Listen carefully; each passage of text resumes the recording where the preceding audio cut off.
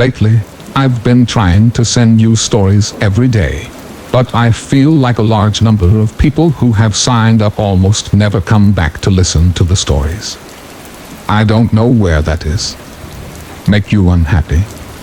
I hope to receive comments and suggestions from you. And if you find the video good, please give me a like to give me more motivation. For those who have not yet subscribed, don't forget to click the subscribe button and press notification bell to wait for the next story. Now let's get into the story. Story 1. I lived alone when this happened. I was getting ready for bed one night, and I was pretty sure I heard my front door close while I was brushing my teeth. This spooked me, and when I went to go check, the front door was closed and locked. But just to be safe, I checked my house, and thankfully didn't find any unwanted visitors. I crawled into bed that night and fell asleep rather quickly. I dreamt I was in a waiting room. There were people all around me reading magazines or on their phone, but nobody was talking. As a matter of fact, I remember it being completely silent. All of a sudden, an old woman sitting right next to me grabbed my arm. I turned and looked right into her face, and she had the most terrified and disturbing look on her face, a face of pure dread. She said, "Wake up. There is someone in your house." I woke up instantly and was almost hyperventilating. I felt as if someone was in my room watching me. But I looked around and didn't see anyone. The dream had scared me so much that I felt compelled to check my house again. Once again, I found nobody. I eventually went back to bed, and nothing else happened. But I will never forget the woman's face when she told me that, and the feeling of terror I had when I woke up. For a few minutes, I was positive that the woman was telling me the truth, and that there was someone in my house that night. Part of me still believes that there was someone, and I just didn't find them. Story 2. I work as the janitor at a local high school. I would 95% of the time be the only one working the night shift. There really was need for more than one. I always start with the downstairs classrooms and then work my way to the upstairs. The cafeteria, gym, auditorium, and nurse's office. Those were all the responsibility of the morning and afternoon guys.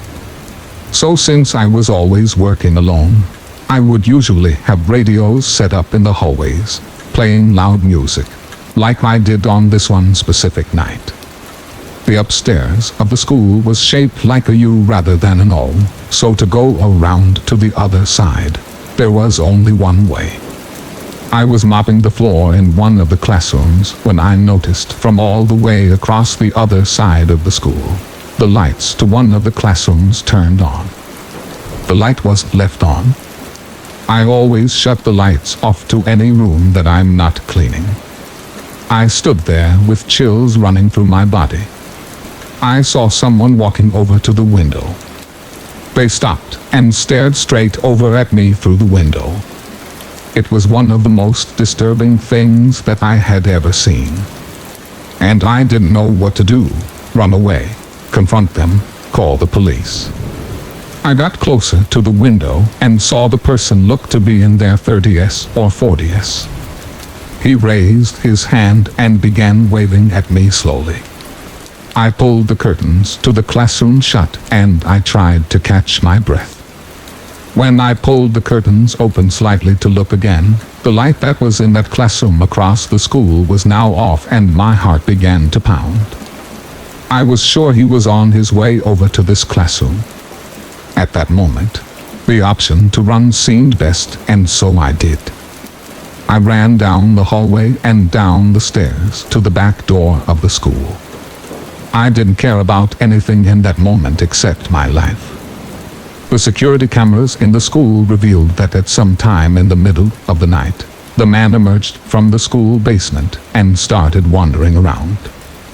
I got a closer look at the man's face when watching the camera footage, and it was disturbing. He was not a normal-looking man. The scariest part was watching him eventually go back down into the basement, and then never seeing him come back out. He was never found. Story 3. I still don't know exactly what happened or why. It took place a few years ago in 2013. I was home alone. Although my parents went out often and I usually stayed home by myself and played video games, I never really felt alone. My friend Thomas lived right next door, and if you looked out my bedroom window, which was on the second floor, you could see right into his. It was awesome. We played video games together online most of the time, and the night that this happened was no different. It was Saturday, and with my parents gone, I planned to play video games all night. We were in the middle of a match when Thomas told me he would be right back. That was normal, of course, but after 10 minutes, I stood up and looked out my window. Right then, I saw him walk back into his bedroom and put his headset back on.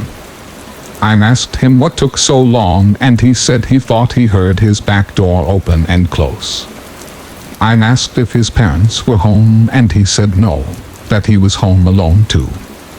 We went back to kicking some ass when about 30 minutes later, I heard something downstairs.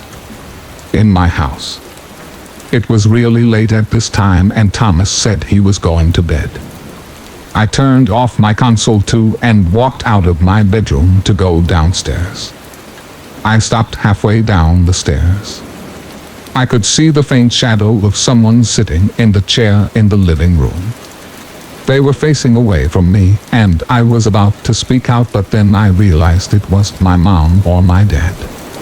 I went back up the stairs as slowly and silently as I possibly could, never taking my eyes off the person. When I reached the top, I silently moved back into my bedroom a few feet away. I grabbed my cell phone and hit the green messaging icon on the screen. At that moment, I heard footsteps coming up the stairs. Completely terrified, I didn't know what to do. I got in my bed and pulled the covers up over my head, hoping and praying whoever it was would think nobody was home. I tried to lay as flat and still as possible and control my breathing. I heard nothing after that. I stayed under the covers without moving for a long time. I felt like someone was watching me. I eventually pulled my cell phone up and texted my parents. I didn't get the immediate response that I wanted, so I decided to text Thomas. I typed one word, and then I heard the hardwood floor in my bedroom creak. I froze. You have no idea how bad I wanted to look and see if someone was standing in my bedroom, but at the same time too terrified to do it. I ended up laying there under the covers for at least an hour before finally getting a text. I was scared to move, but a minute later I opened it. It was from Thomas. I felt all the blood rush out of my face, and I started to shake. The text read, "Who is in your bedroom?" I ripped the covers off of my head out of pure adrenaline and fear. And there was nobody there. Story 4. This is a recounting of a terrifying incident that 3 of my friends experienced during the summer after our junior year in high school. I very nearly became a part of the tale myself, but a scheduled shift at the movie theater saved me. They showed up at my house earlier that day asking if I wanted to go with them into the woods to explore an area that we had yet to search. But I had to work later that evening, so I had to decline. It's been over 25 years since this occurred, therefore not all that happened can be remembered. But I will do my best. Looking back now at the way life was then, I can positively say, things have changed greatly for kids. My neighborhood was its own self-contained city, on the edge of the city limits. At the end of the 60s, Some idealistic developer got the crazy idea to buy up hundreds of rolling acres of prairie and forest land out in the middle of nowhere. He created a little suburban sprawl for the coming rise of manufacturing and the people needed to fill those jobs. The factories did come, Johnson & Johnson, Folgers Coffee, places such as that, but within 30 years they would begin to leave just as quickly. The children of these factory workers found themselves separated from their peers in the rest of the city and with nothing better to do, took to the woods surrounding them to explore and discover nature, much as their distant ancestors who settled this land hundreds of years before. I was one of these children, and so were my 3 friends who would make the discovery on one of these journeys into the woods. Without me along, they took to the fields opposite the new highway. These stretched for miles back then, and during this summer were laying fallow. Our part of Texas rides the line between prairie land and forest. You may find yourself walking for miles on open land only to discover acres upon acres of woods between the next field. After walking for miles across nothing, they came upon a forested area most of us had yet to explore. A path led to an abandoned barn. When they turned the corner to look inside of it, they came face to face with the corpse of a hanged man. From what I was told later, not one of them believed it to be real. However, as they got closer, there was no longer any doubt. The body was that of a trucker who had parked his 18-wheeler at the nearby truck stop around Christmas. He walked the 3 or so miles into the woods and ended his life. To this day, no one knows if he knew that the barn was there or it just happened upon it. But we do know, on that hot, humid summer day, his bloated body posed a horrific sight. Realizing someone was likely missing him, my friends returned to the very same truck stop he had walked away from the year before and called the cops. Of course, I didn't hear all about this until the next day. Even though it did sound like an amazing adventure, I'm thankful that I had to sit it out. All 3 of them went on to differing levels of legal and emotional troubles, including battles with drug addiction. The only one left living, Stephen, has spent several stints in and out of institutions, and the last time we spoke, little of my childhood friend remained. I can't claim that the discovery of the trucker's body was the only thing for their eventual decline, but it most certainly contributed to it. Story 5. We wanted to have a good time together, my girlfriend and I. You see, she's a nurse and has to work the night shift. The hospital she works at requires about 5 years of experience before you can even think of working on day shift. This wouldn't be such a problem, but I work as a marketer. I have a typical 9-5 in an office, and it's really tough finding time for each other. Our sleep schedules are chaotic, to say the least. So when Valentine's Day rolled around on a day and night that we were both working, we got really frustrated. It's really hard to explain how you feel like you're being cheated out of time, like there isn't going to be a moment you can sit down and truly enjoy your relationship for what it is. But we decided that we weren't going to let our lame schedules get the best of us. We decided that we would visit a city for a weekend away. Valentine's Day fell on a Thursday, but we figured having a little trip that weekend would be the next best thing. Maybe even better. She's been really adamant about visiting Oak Ridge in Tennessee. Her grandfather worked there back in the day, and it's always been of interest to her. She's always telling me these facts about how creepy it is, and how she just has to go one day. It's roughly an 8-hour drive from where we live, so we made a deal about driving.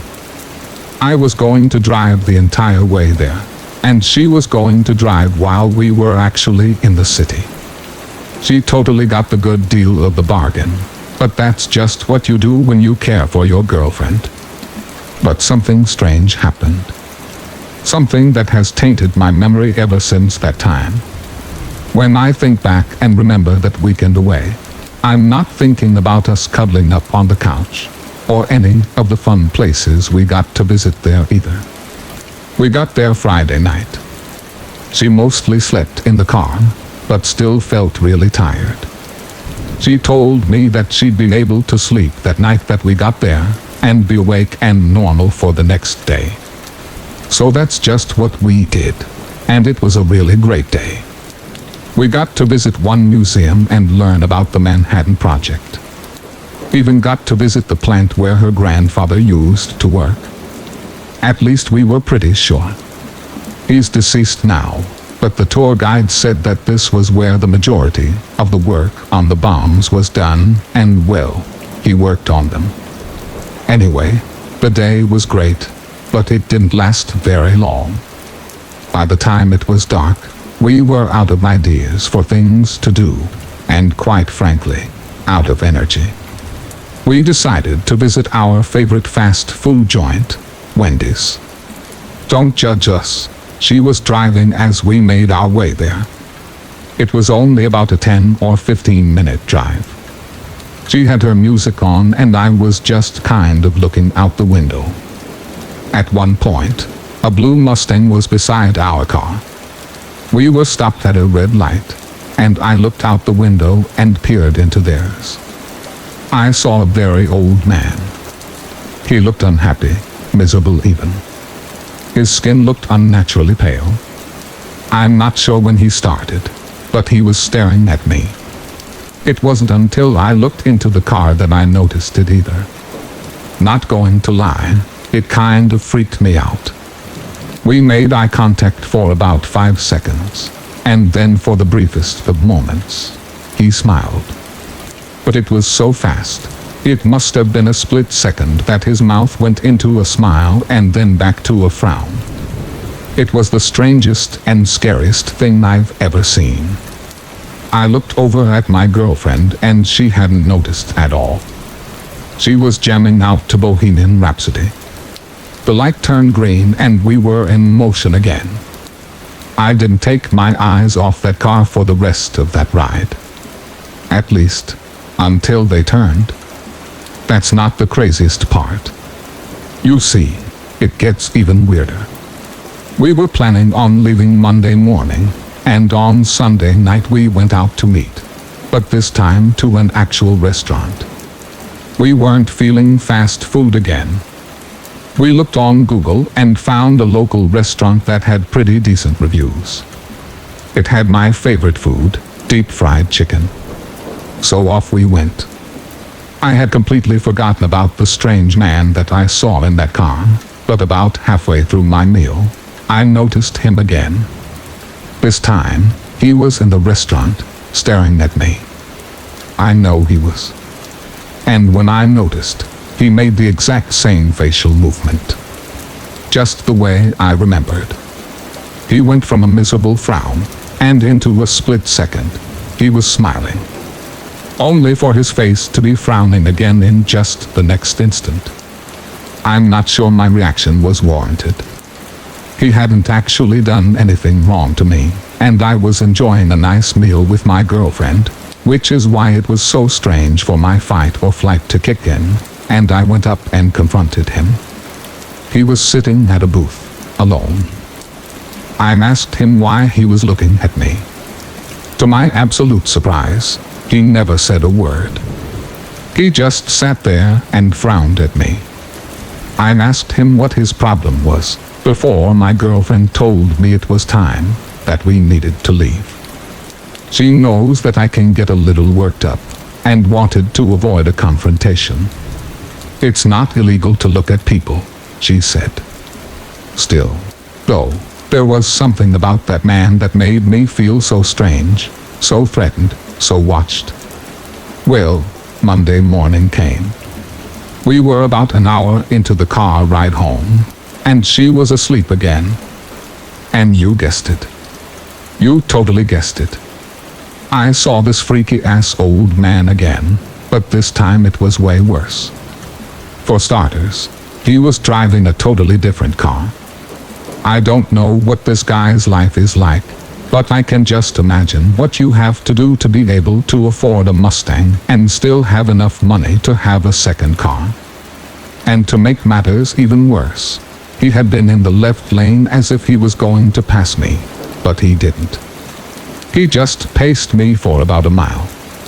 I noticed that there was a car next to me, and it wasn't until I looked over to flip the bird that I recognized him.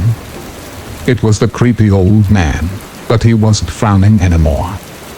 That smile that he had only been able to muster for a split second was now permanently stained on his aged face. It was the most horrifying thing I have ever seen in my life. Suddenly he turns his head forward and aggressively veers his car in my direction. Reflexively, I slam the brakes and swerve off to the side of the road. My girlfriend is shaken awake, and all we can see is his vehicle speeding off in the distance through a cloud of dirt. My heart was racing like crazy, and by the time I could process my girlfriend screaming, asking what the hell was going on, I started to feel myself choke up. We discussed whether we should waste our time calling the police, but I was so scared that the best course of action seemed to be to get out of that god-forsaken town as fast as possible. The rest of the ride home happened without incident, and I have never seen him again. Needless to say, that was the least romantic and most insane Valentine's Day ever. Story 6. When I was 12, I remember one Friday night, and there's no way that I could ever forget it. My older brother and I were picking up snacks and drinks at a little convenience store for a party that we were holding that night. My brother had me wait in the car while he ran inside to get the chips and whatnot. This happened in the 90s, so cell phones were not really a thing yet, especially for a 12-year-old. I remember abruptly looking up and seeing a man's face peering into the window inches from mine. He had glasses on and looked intelligent, but creepy. He smiled, and it was obvious right then that there was something very off about him. I could tell instantly that his intentions were not good. He said hello, and then asked my name. I gave him a false name, and then he said that his name was John.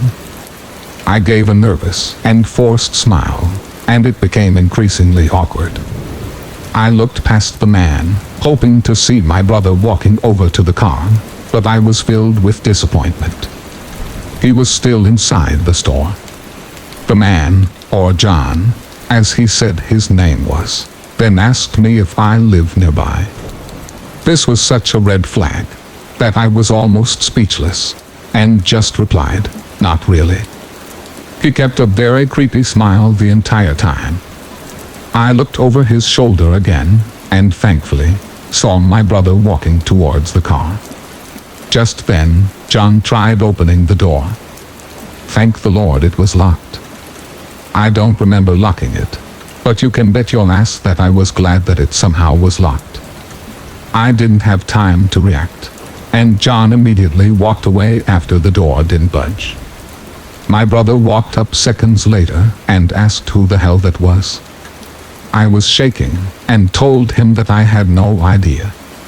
Nothing else happened that night, and the party was great, but in the back of my mind, I couldn't help but think that this guy was trying to kidnap me. However, about 2 years later, I saw the guy on the news. He was captured and sentenced to death for murdering 3 teenage boys. Sound unbelievable? Trust me, I have trouble believing it myself.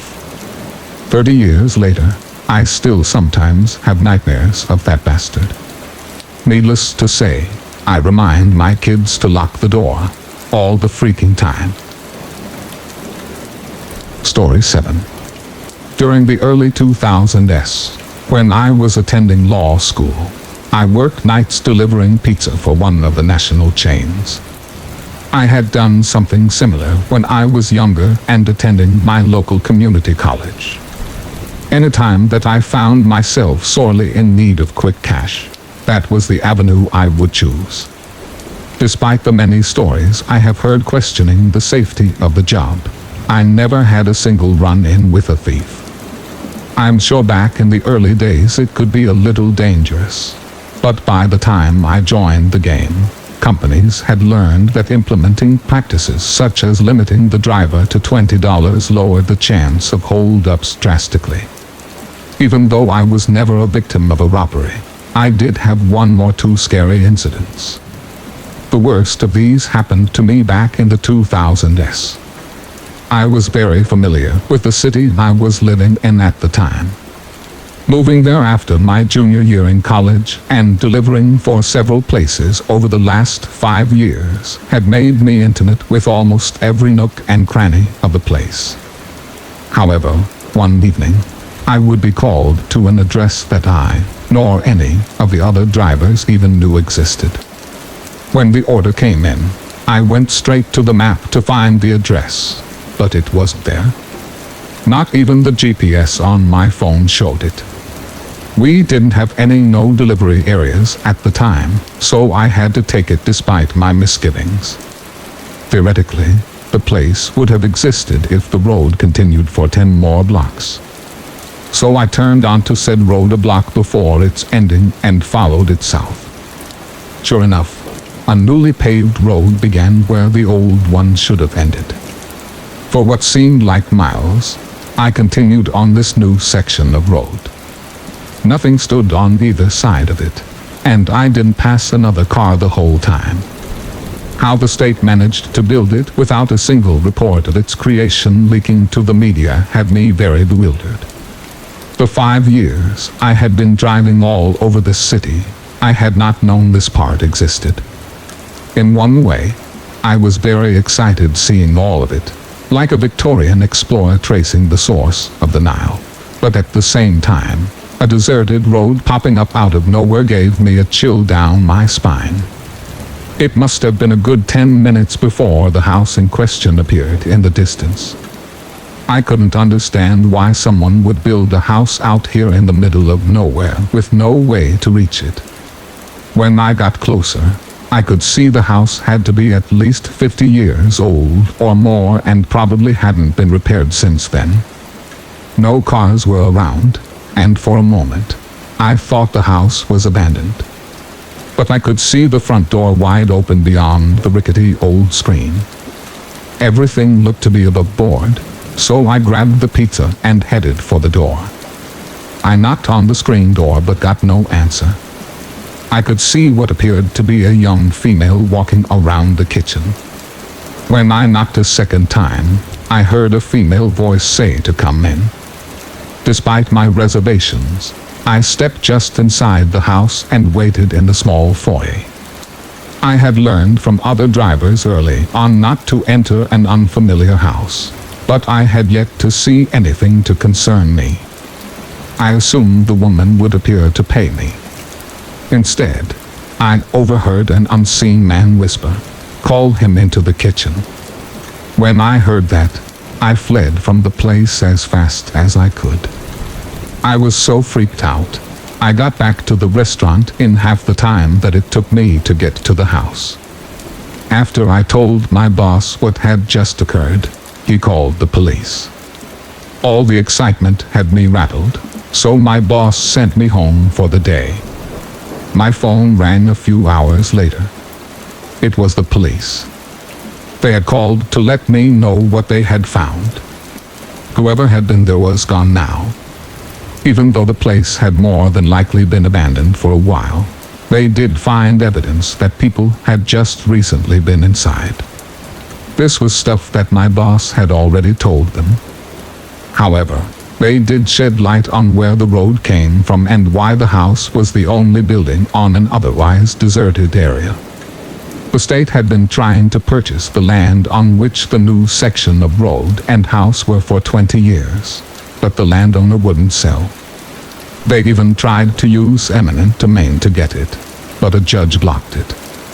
Around 2 years before, the owner passed, and his children finally sold the land to the state.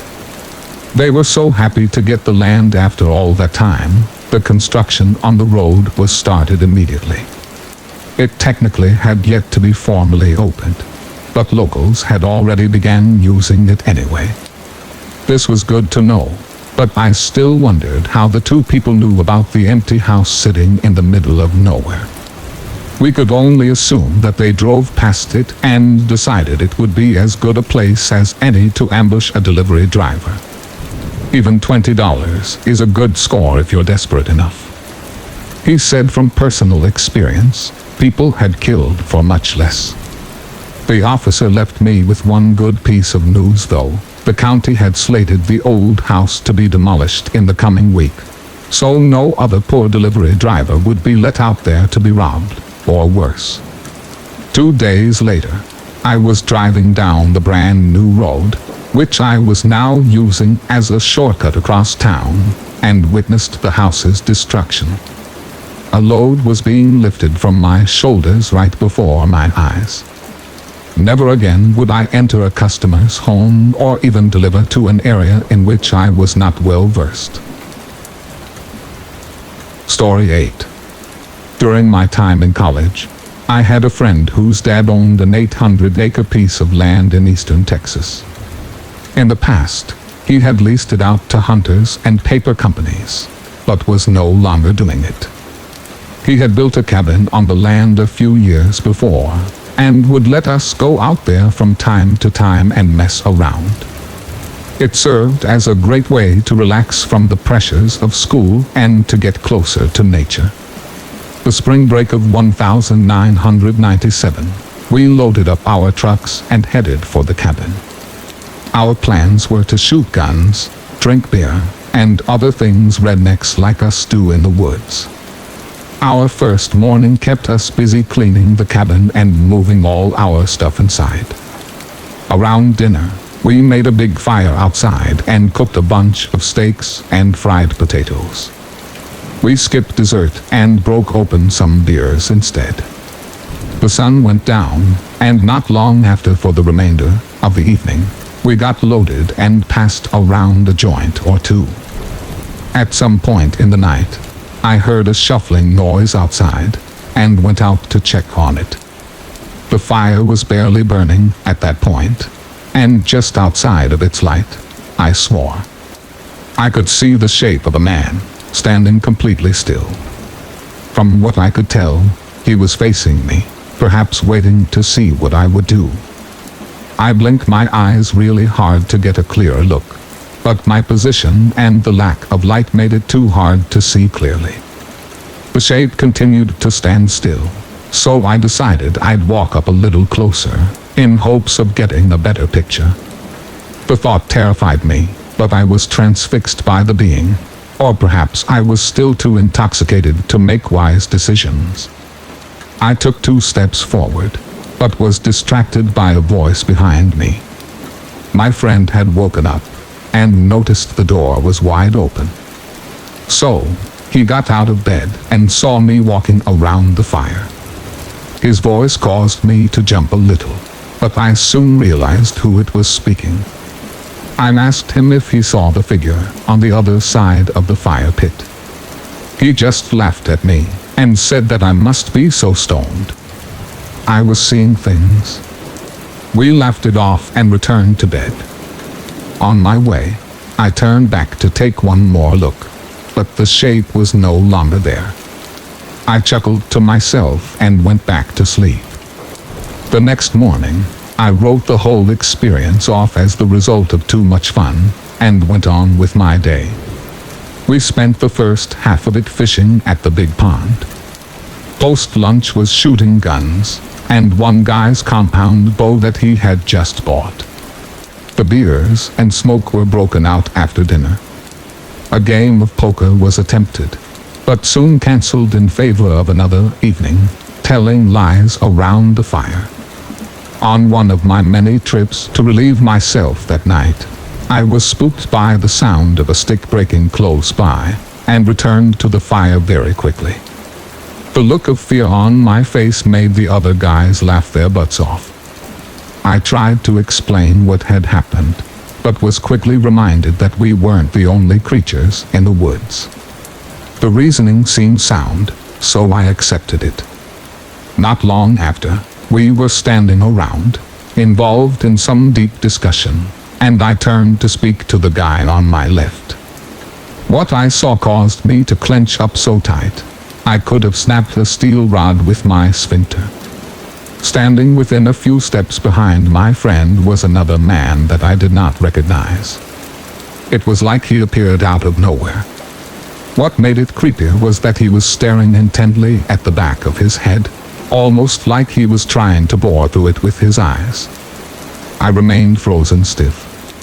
The longer I looked at him, I realized he was the same being I saw lingering outside the night before. He was average height, with a long, unkempt beard. My friend continued rambling about whatever, unaware of his presence. After several long seconds, the stranger turned to me with a blank expression and walked away. This was when my friend finally noticed my horrified look. When he spoke, the thrall of fear was released, and I began pointing and rambling about what I had just witnessed. He and my other friend laughed at me again. There was no way I was seeing things this time. I described the man, and one of them suggested that it was Bigfoot. Despite my protest, no one was buying it, and I eventually cut my losses and shut up. However, I wasn't beat. Their mockery had made me even more determined to prove the stranger's existence. The next 2 days were quiet. No stranger, but I kept my eyes peeled for anything out of the ordinary. By our 5th morning, I was beginning to question my sanity. I had seen this mysterious being stalking around us twice, and now it had suddenly disappeared. I resolved to put my quest on the back burner until some new evidence arose. My friend's dad had mentioned to him an owner of one of the surrounding properties had spotted a small group of wild hogs running through his land, so we grabbed our rifles and went on the search for them. 1 mile or so down one of the property's many roads, we came across some hog wallows and knew that we were on the scent. We went up the road, now on foot tracking them. Another mile on, we stumbled upon 3 large hogs rooting up the ground and prepared to make bacon. 2 of us chambered around as quiet as possible on our rifles and took aim. I was less than a second from saying free and pulling the trigger when the loud crack of another rifle filled the air, followed closely by a burst of wood and bark above my friend's head. It took a moment for it to register that we were being shot at. A few seconds later, another crack and strike, this time even closer to my friend. We weren't going to wait for a third. The friend who appeared to be the target led us down the side trail that led back to the cabin. No more shots followed as we fled. However, instead of finding safety at the camp, the shots began again. Seeing no other option, we hopped into my truck and hauled ass out of there. This was a time just before the commonality of cell phones, so we had to drive 20 miles to town to get help. After we explained the situation, we returned to the property a few hours later with some deputies. We approached slowly and remained in the cars when we parked. We waited to see if the shots would start again, but nothing happened. A cursory look around counted 3 holes in the cabin and another 2 in my buddy's windshield.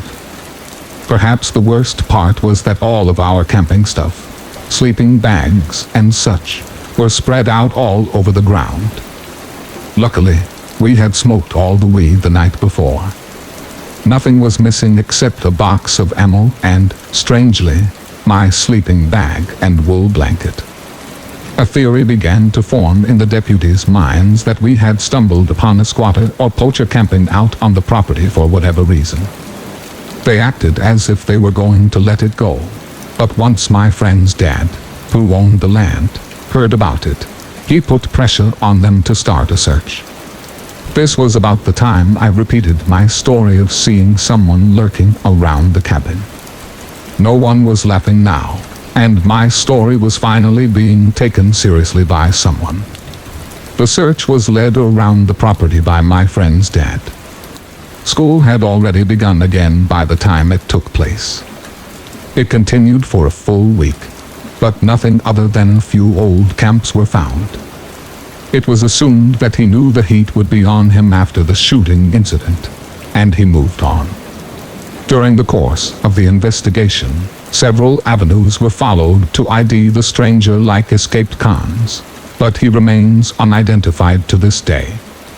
Because of the chance of another attack, our trip to the property ended.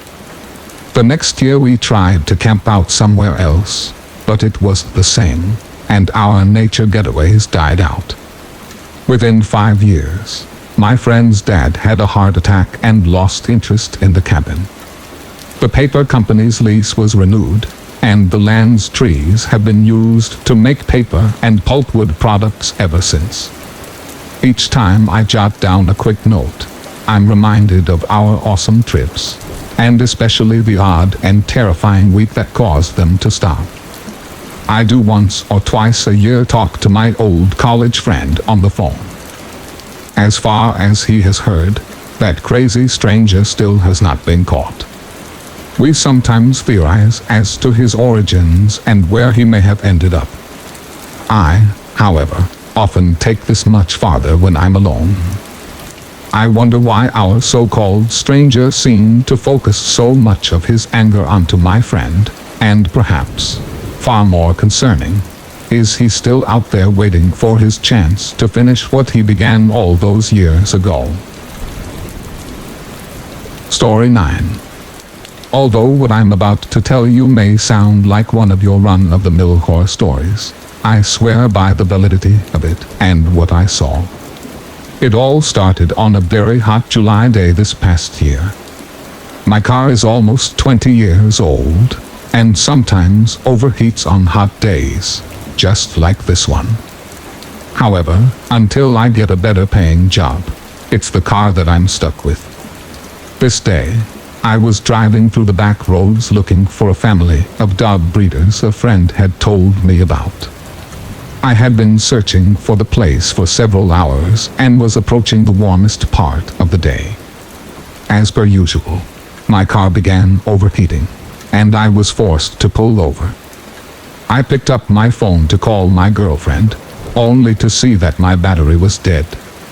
After I spent a couple of minutes cussing my luck, I acknowledged that I was going to have to find someone with a working phone. That wasn't going to happen unless I started walking. Soon, I spotted an old farmhouse off in the distance and started heading towards it. A trip that would have taken half an hour on a normal day took almost an hour because of the oppressive heat. I had to take several breaks during the course of the journey, but eventually made it. The area around the house looked more like a junkyard. Parts of old cars spread about, and I had to weave through a maze of them to reach the front door of the house. I knocked on the door for several minutes but got no answer. Thinking maybe that the homeowner may be hard of hearing, I walked around and looked into the windows hoping to see someone inside. At the side of the house, I spotted a telephone hanging on the wall just inside the kitchen. Now that I knew that there was a phone there, I became excited and started calling out for someone. Anyone? Even after walking all the way around, no reply came. I was about to give up, until I saw a woman laying on a bed. I very nearly banged on the window to try to get her attention, but I figured that may scare her, so I went back to the front door and let myself in. In hindsight, that was just as scary. Before I entered, however, I took a piece of paper from a notebook that I carry with me and wrote out a note explaining what I was doing there. Even then, I called out several times as I approached the bedroom. Still no answer came, and I continued toward the room. The closer I got to the woman, the more her appearance began to unnerve me. She was laying flat on her back and staring blankly at the ceiling. I had initially believed that she was watching the television that was turned on in the room with her, but her eyes sat completely still. Regardless, I got closer, and once I was within a few steps, handed her the note. When the note touched her hand, she didn't react. This caused me to get closer, and this is when I realized something was very wrong. Her face had a very dry, almost mummified look to it. Her hair was a vibrant black, a color not often seen on older females. She had to have known I was there by that point, but her eyes stayed fixed. This was what caused me to lean in even closer and look right into her eyes. Rather than being slightly bloodshot or moist-looking, like most people's, they had a shiny, classy appearance, like they were fake. In spite of this, not until I actually touched her did I know for sure that she was dead. I realized that perhaps she was a mannequin rather than a human, so I reached down to touch her bare hand. The texture of her skin was dry, but stone cold to the touch. The oddity of this was just beginning to really sink in when a loud, creaking noise came from behind me. Without a second thought, I tore out of there and ran back down the road in the direction of my car. Within half of a mile, I ran into an older man in a truck, and he agreed to give me a ride back into town. I said nothing about my experience to him, and any time he attempted to make small talk, I said as little as I could.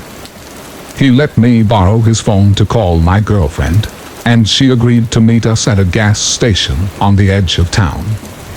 When he let me out there, I thanked him, and he went on his way. Once I was safely inside my girlfriend's car, I borrowed her phone to call the police.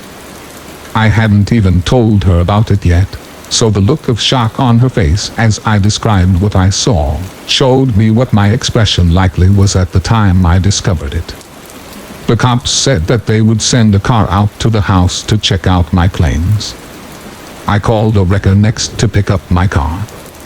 The police never called me back, so after waiting 3 days, I called to inquire about what they found. It took a few minutes to find a person aware of my call, but once I did, the officer said that he and his partner searched the entire property and found nothing out of the ordinary, especially not a mummified woman. I thanked them and hung up. What happened after I fled? I can only guess. The noise behind me was probably the owner of the home, and he had hid the woman's body, knowing that the cops were likely to be called. To tell you the truth, I'm not sure what I saw in that house. On that bed, I am positive that I saw a human laying on that bed, but that's all. More than once, I've been tempted to grab a camera and return to that house to get proof of my claims, but fear of the unknown and what else could be waiting for me if I did stopped me. If the nightmares of her soulless eyes continue, however, I may have no other choice.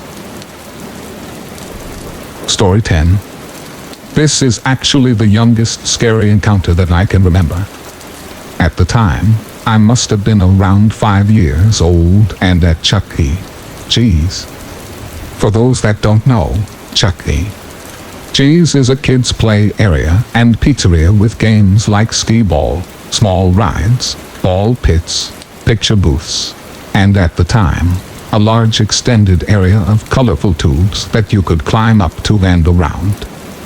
I haven't been in any years now, but the last that I saw, the tubes had gotten dramatically shorter or were gone altogether.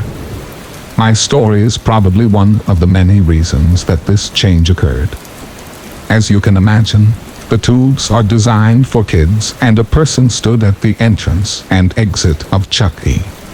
Cheese, so it felt safe, and most parents would sit at the tables and let their kids run around doing whatever they wanted. I was playing hide and seek with Cass when it was my turn to hide. There were plenty of places to hide, But the tubes offered a lot of cover and I felt like I'd be able to hear her coming and could always slide down the slide and run to avoid being detected. So I climbed up the lift and right mats until I got to the top. I was scurrying and ducking from the little occasional windows on the side as stealthily as I could, and to my 5-year-old self, these tubes stretched on forever, offering tons of hiding places. I had been weaving in and out of tubes for a few minutes when I suddenly smelled something very gross. Of course, the tubes are stuffy and hot and rarely smelled anywhere close to pleasant, so that wasn't surprising. But this was different. Whatever the smell was had to be close to me, and it was suffocating. I hear movement and a giggle and freeze.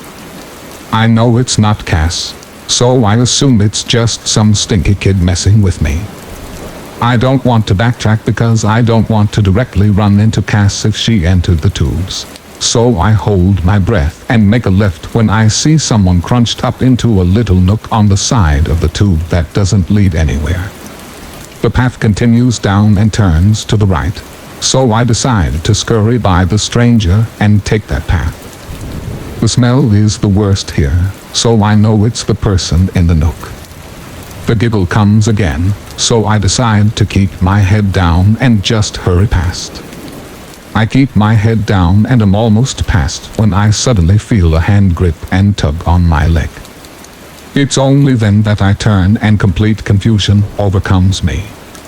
It's a very dirty-looking skinny old man with disheveled gray curly hair.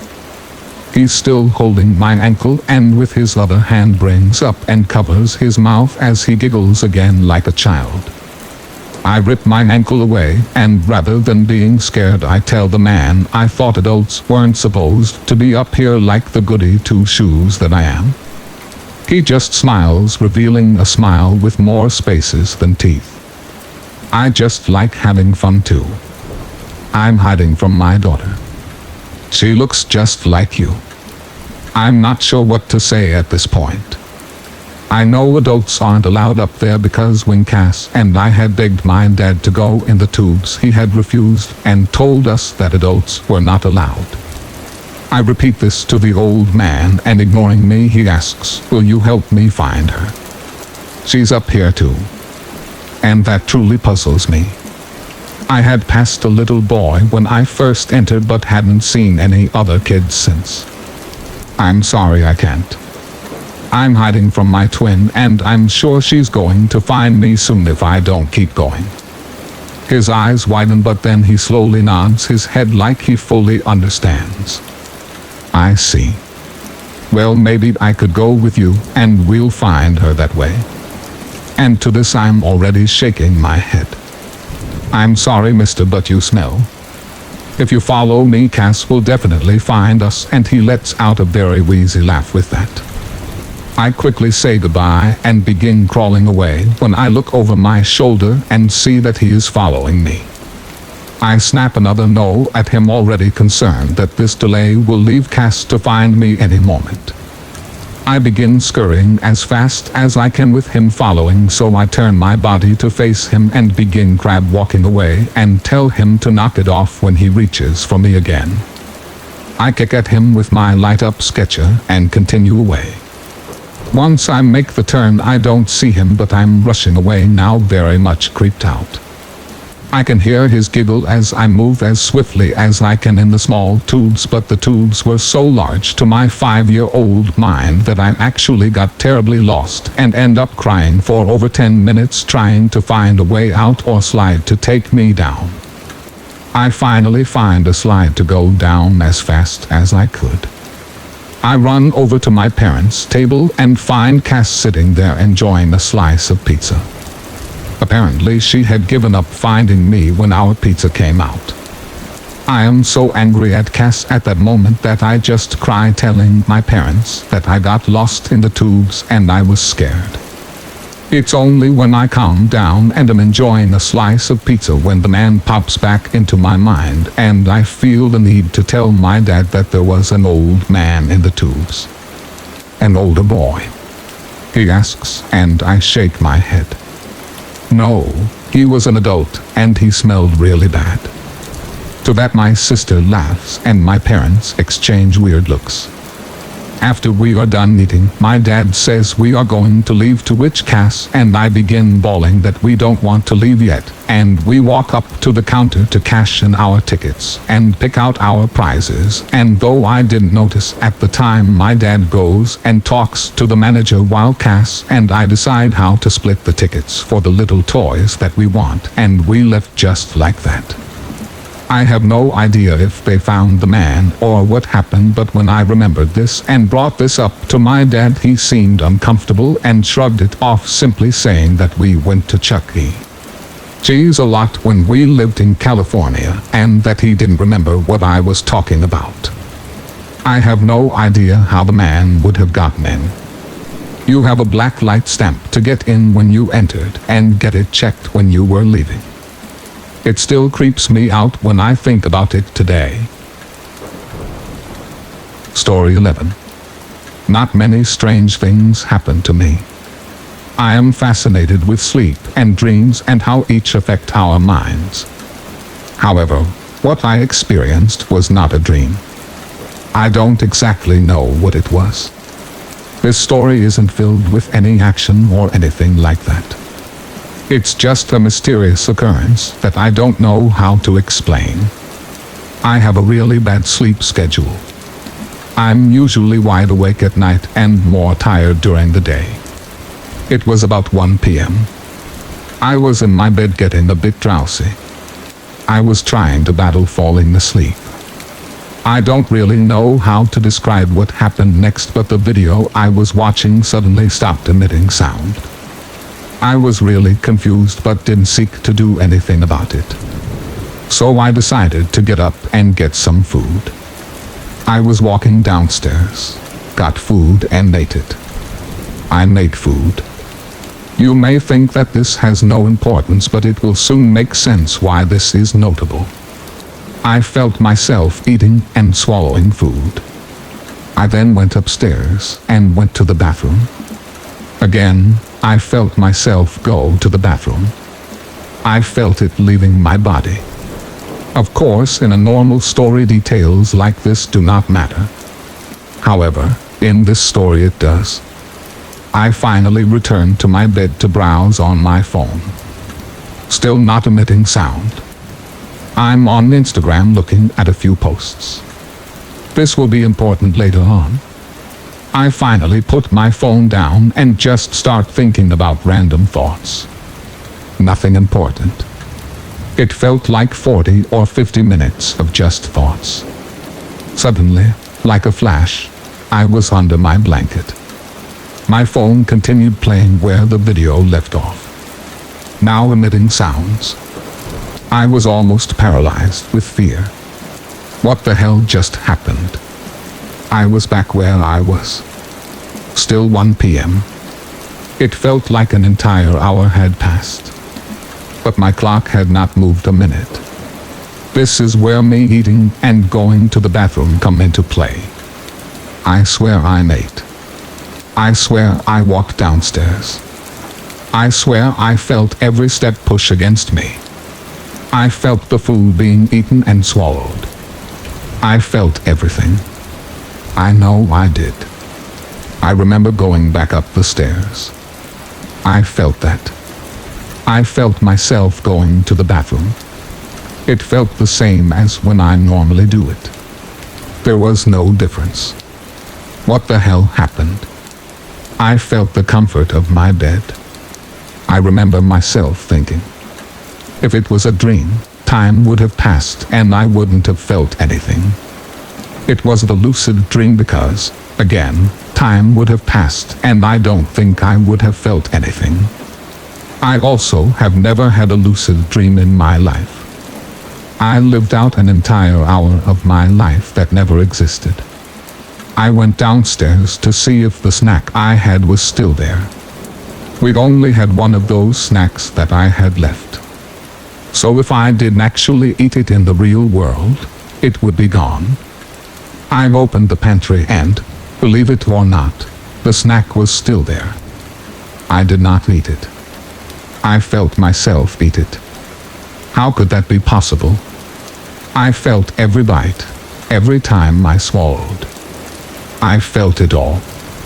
There was no way that I didn't eat that snack. Of course, I couldn't prove it. I couldn't prove if I went to the bathroom or not. In that vision, I flushed. So if I did actually go to the bathroom in real life, I couldn't see it. I assumed that I didn't actually go to the bathroom in the real world, and that I didn't eat in the real world. However, there was still one thing left. The post that I had saw on Instagram. I checked Instagram, mostly to calm my nerve. However, this just made the entire situation more creepy. I was browsing Instagram and I recognized every single post that I saw. They were all in the same order and the same post as I saw in my vision. There was not a way in any hell that my brain could have made up those actual Instagram posts. There is no way at all. I don't know how that happened. I have no other choice but to believe I traveled to another dimension. I'm actually believe that. I am not a superstitious person or religious. Never in my life have I ever felt that I am cursed or that other dimensions even exist. But this is the only conclusion that I can come up with. You may think I was sleepwalking the entire time, but that just doesn't make sense. I have no history of sleepwalking and it was too real to be a figment of my imagination. All I'm saying, sleepwalking is ruled out. It was all too real. Of course it wasn't a dream or a lucid dream. I have some theories on to why I think I traveled to another dimension. The reason I felt all of those things was because I actually did them in another dimension. I guess I somehow teleported to another dimension. I guess in that dimension phones don't emit noise. I went downstairs in that dimension. I ate. I went to the bathroom. I browsed Instagram and laid on my bed to think. All of that actually happened in that dimension. I still remember it happening as memories as if they were actually real, which I guess they were real in a literal sense. I don't really know what to make of it. Why would a random video teleport me to another dimension? What's the significance of me going there? What was the point? It has no effect on my life besides the constant thinking about it. The real creepy part of this entire incident was the Instagram posts. The exact order of posting. The exact same pictures and videos I saw in my vision. There is no way my brain can make something like that up so accurately. Even if I did have a dream and somehow opened Instagram in real life and saw those posts, I wouldn't have saw it when I awoke. Once you see a post on Instagram, you won't see it again if you close out the app or refresh. I saw the same posts twice, which is basically impossible. Of course, the Instagram posts are not definitive proof that I traveled to another dimension, but they are something. I don't know what else it could be. I have no health problems. I don't do drugs. Nothing was wrong with me at that moment. My mental state is fine. I'm not insane or schizophrenic. I don't know what happened. Not many strange things happen in my life, but when they do, they are bad. Some strange things do happen, but those are all stories for another time. I'm asked for answers or maybe someone to present another theory, possibly a more believable one to tell my friends and family. I am a skeptic for all things paranormal and alien, but this, I just can't explain it. You can't know how it felt unless it was you in my shoes. No one can. Story 12. I'm from Belfast, Ireland. I have a large friend group, and we would always have sleepovers at my house. This is the story of how one campout in my back garden went wrong. I live in a nice neighborhood, mostly with old people in it. It was around Easter, and in my school, we get a week and a half off for Easter break. Just before school ended, we decided to have a campout in my back garden because I recently got a new tent that could fit probably my whole friend group into it. It was the Saturday after we finished, and we all met up at my house around 7 o'clock. We ordered pizza, made marshmallows around the fire, and all in all, we had fun. At around 12:30 am, we all decided to crawl into the tent and play some card games as it was getting quite cold outside. I dealt all 13 decks, and we began a game of Jack Change It. After around 5 different card games, we all ordered some food and climbed into bed to wait for the food to arrive. We got a text message saying that it would be there in around 40 minutes, so we all could relax for a while. The food came, and we all went outside to sit around the fire and eat it. I have a large back garden, and we were at the bottom of it, so we weren't afraid of waking my parents up by singing and talking loudly. After finishing our food, we got back into the tent and decided to get some rest. When everyone had drifted off to sleep, I was awoken by a strange sound, a sort of whistling sound. I brushed it off as being me dreaming, but around 2 minutes later, there it was again. Every 2 minutes, it happened. I woke up my friend and told her to listen. Right after I said that, there was a different kind of whistle, and it came from the other side of the tent. This was when we decided to wake everyone else up. After around 10 minutes of listening to the whistling going back and forth, we heard footsteps coming from behind the tent. The crunching of leaves made us all fall still. We counted to 3 and broke out of the tent sprinting. All of us ran as fast as we could to the back door. Once we were all in, we locked it and looked out the window. We could just barely make out 3 people standing in the garden looking up at us. Story 13. I'm not going to lie to you, I am a pretty strange guy. I have always been a loner, and I've always hated people for as long as I can remember, which is why it's ironic that the scariest experience of my life is associated with Valentine's Day. I was working after I graduated high school. I didn't want to go to college as I was really poor, and I didn't even know what I would want to do if I did go.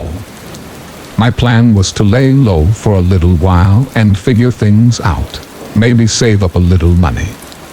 The gas station I worked at was the kind of place that grossed out visiting truckers. I remember this one time when a trucker stopped in. He saw me looking at my phone while I was waiting for him to get ready to pay for his beef jerky. He gave me a judgmental look and said that I should take some responsibility for how bad this place looked. I didn't have the energy to explain that I wasn't the owner, so I just rang him up and asked if that was all he was going to order. He paid and left without another word. So yeah, it was one of those kinds of places. Anyway, it was Valentine's Day a couple years back. I had volunteered to work the night shift because I made a few dollars more on the hour, which was always nice. Plus, it's normally pretty slow and there isn't much to do. I normally amuse myself by looking at memes on Reddit, but I remember on this particular night, the entire mood was different. I don't know what it was, but I had an ominous foreboding feeling in my heart that night, and I'm not normally the kind of person who buys into the whole paranormal thing. I must have gotten that feeling around 12 a.m. I tried brushing it off as best as I could, but I felt oddly on edge. The strange thing was that I had worked plenty of night shifts before. I never had a feeling like this. I was so busy trying to calm myself down and fighting my own fear that I didn't even notice him. A man had come into the gas station. must have been around 1:15 a.m. I remember his face so vividly. He was so aged looking. His eyes were extremely off-putting. If you gazed into them for long enough, you would inevitably find yourself wondering about the guy's mental state. Suffice to know, he was a creepy guy. He seemed to be in a rush. I remember noticing how swiftly he moved through the aisles, and he instinctually knew exactly what he needed. Didn't have to stop and think even once. Most people do. He came up to the register looking to buy a small gardening shovel, duct tape, and a rope.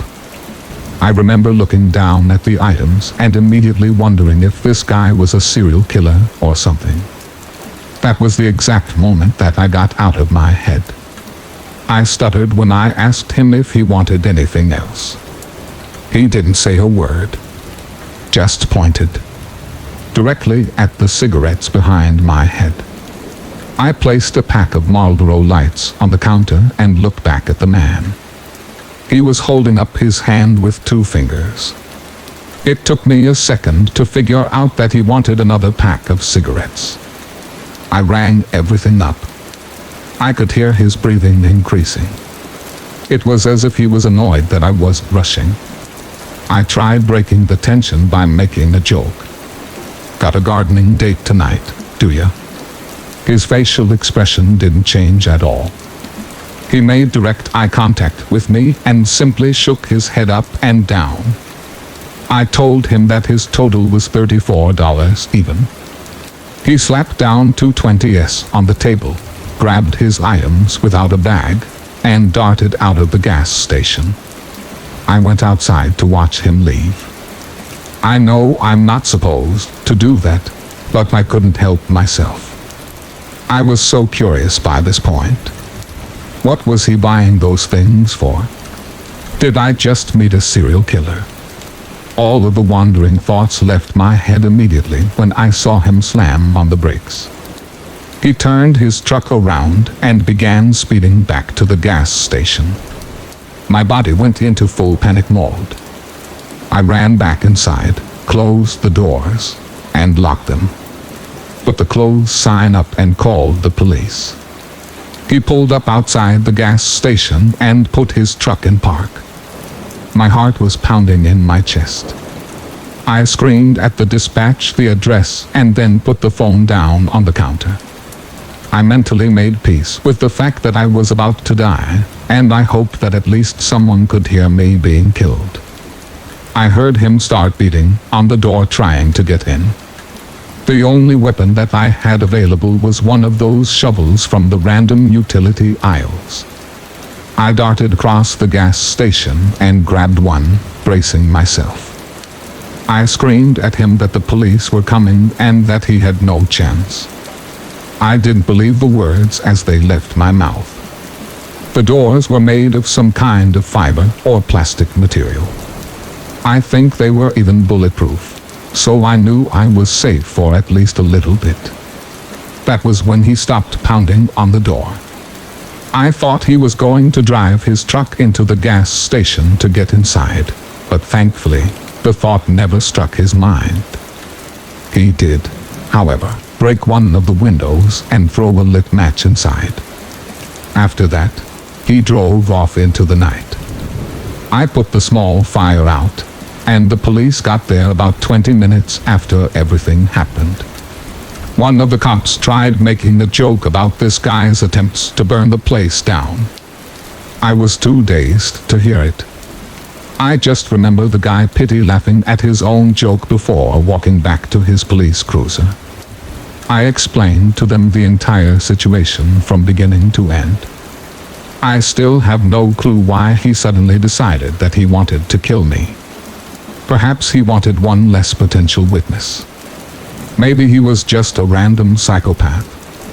And as dramatic as that experience may have been, I still get really anxious thinking about the items that he had purchased. I still wonder sometimes, if he had purchased those things to torture someone that he had kidnapped, he was definitely capable. Even if I ever get a girlfriend at some point in the future, Valentine's Day will never be the same. Story 14. A close friend of my mother's used to live in a fairly large, split-level home with an odd layout. After opening the front door to this abode, one would be confronted with a long set of steps that led to the second floor. The most essential parts of the house were on the second floor, but there were a couple of bedrooms on the ground floor. I had always found this place to be subtly off-putting and quite uncanny. Every time I visited, I found its residual energy hard to shake off, so to speak. The feeling that it left me with would often bleed into the next couple of days. No matter where I was, my surroundings still felt like the house for a little while before the effect wore off.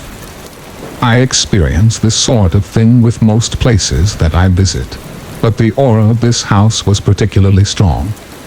When I was about 5, my mother and I visited the home. After we were all settled in, and my mom was having an involved and lively conversation with her friend in the kitchen, I had a sudden urge to explore every inch of this strangely configured house. The kitchen and living room were at the top of the initial set of stairs, and everything else was to my right. I followed a long corridor with several dens and bedrooms on either side of it. There was also a large bathroom and a narrow set of stairs that led to the ground level. On the first level, there was a lot of cheap faux wood paneling, 2 small rooms, and another smaller bathroom.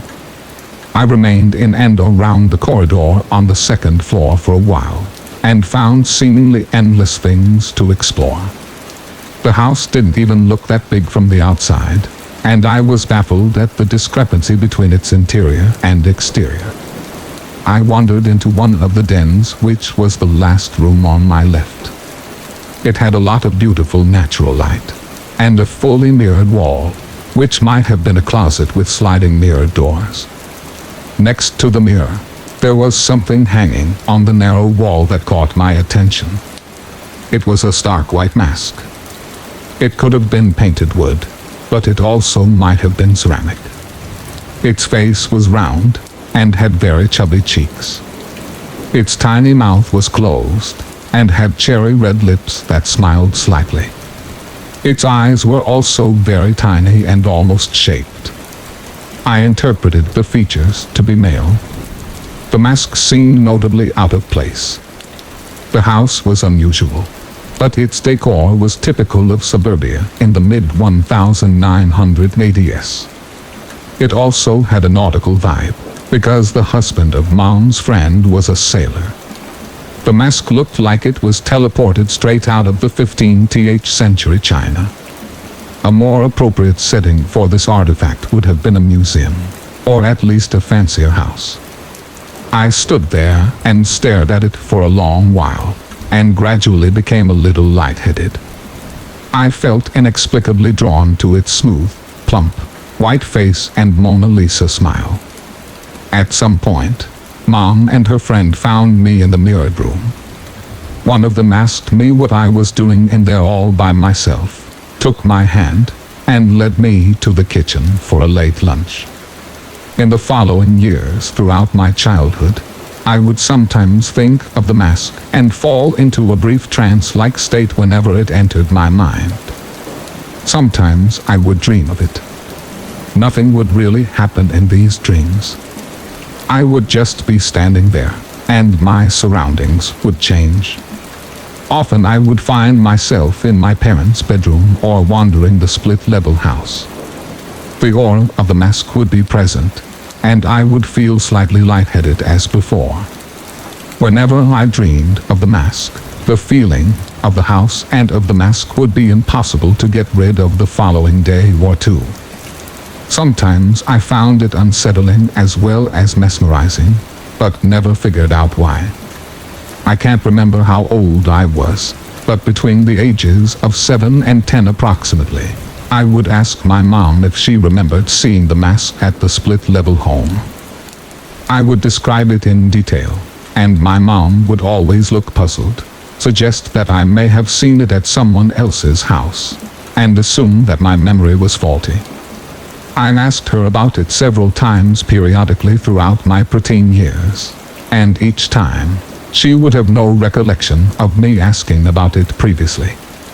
Without fail, she would suggest that I saw it somewhere else, and that my little 5-year-old memory was unreliable. One day I was frustrated, and asked my mom to ask her friend if she ever had a white Asian mask with a chubby face and small red lips in her suburban home in the 80s. The answer was no. No one remembered this mask. Story 15. When I was younger, about 10 or 11, my best friend, we'll call him Jay, and I both loved making forts outside during our recess time at school. Both of us wanted to spend more time making forts and actually try making them livable, so I invited him to come over because there was a huge forest area about a 10-minute walk from my house. My parents wouldn't be home, but we weren't left totally unsupervised. My brother, who was 16 at the time, was having a bunch of friends over to spend the night, so my parents said that I could have Jay over also to spend the night. It was around 5:00 p.m. The sun was still out when I told my brother that Jay and I were going outside to play. He wasn't really listening to me and just said, "That's fine, do whatever you guys want. I don't care." We went out the back door and made our way to the woods. It was a fenced-off area, but there were a couple holes in the fence that we could sneak through. We started walking through the woods trying to find a nice spot to set up our fort.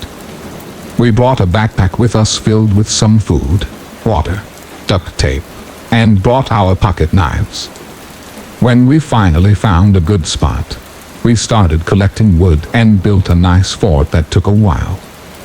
The sun was slowly fading away, and we then started working on the interior of the fort. It was a fun time, until I walked out and realized that it was very late. The moon was out, and that's all the light that we had. I told Jay, "It's probably best that we leave now." But he said, "It's probably only like 8 o'clock, and my brother wouldn't care." Keep in mind we were both only 10 or 11 at the time, and neither of us had a cell phone. I said okay, and we continued to build our fort, and then took a break and started eating. Until I heard voices and twigs breaking around us outside. I told him to be quiet. I heard more footsteps, and got worried. I was about to run like hell, till I heard leaves crunch right next to our fort. I covered my mouth to hide my breathing, and Jay did the same. There was no easy entrance into our wooden fort. It was very small, and it was sealed together with duct tape. So no one could get in, unless they were very small like us. We heard some chattering, and then we heard somebody say, "Seconds felt like hours until I looked at Jay, and as I did, his eyes were fixed above us, and he pointed up to the top of the tent. I looked up, and saw two faces looking down through the cracks of the wood, and I screamed. We broke through the fort, and we both sprinted away in random directions. We both say now that it sounded like they were right behind us as we ran. We kept running for what felt like hours, but was only about 5 minutes, until Jay called out. I had no idea where he was, but I followed his voice and eventually caught up with him. Jay pointed in a random direction and said, "Let's go." I didn't have any better ideas, so we walked in that random direction. He claimed that he knew where we were going. We started walking that way, until we saw a light coming from the left of us. It was moving up and down, and I realized that it was a flashlight. Jay and I both ducked behind a large tree and waited. There was a group of people walking around looking for us. After waiting several minutes, the lights disappeared, and we didn't hear or see anything. We kept walking, and eventually found the fence that we had snuck through earlier. We made it back to my house safely, and my brother and his friends didn't even know we were gone. It was around 1030 when we made it home. I haven't told anybody about this story, and as far as I know, Jay hasn't either. I have no idea who those people in the woods were that night, but I will never forget those two faces, peering down, looking at us. What would they have done if they had caught us? I have no clue, but I can't imagine that it was anything good. Thank you for listening, and I wish you good health. Don't forget to subscribe to the channel to support us. Thank you very much.